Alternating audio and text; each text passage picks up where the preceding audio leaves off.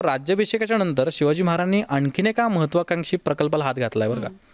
तो प्रकल्प म्हणजे राज्य व्यवहार कोश. आज बघा आपल्याकडं मराठी इंग्लिश डिक्शनरी असतात आणि डिक्शनरीचा वापर कायम होत गेलेला आहे.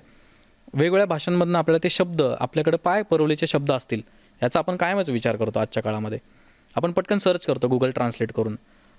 त्या काळात झालं असं होतं की शिवाजी महाराजांचा कार्यकाळ किंवा शिवपूर्व काळ आपण ज्याला म्हणू 300 वर्ष जवळपास या इस्लामी आक्रमकांनी कायमच इथे त्यांची भूमिका बजावली आहे इस्लामी धोरण राबवण्यासाठी.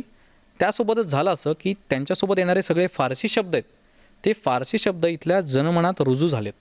त्याच्यामुळे दैनंदिन वापरातसुद्धा हे सगळे फारसी शब्द वापरायचे. म्हणजे किल्ला हा सुद्धा फारसी शब्द आहे बरं का. आपण ज्ञानदा वरोहित असं जर का म्हणतो तो व शब्दसुद्धा फारसीतनं आलेला आहे. कागद शब्दाला तर प्रतिशब्द नाही, तो कागजवरनं आलेला आहे. खंदक असे कितीतरी शब्द आजसुद्धा आपण वापरतो ते फारसी त्यांचं मूळ आहे.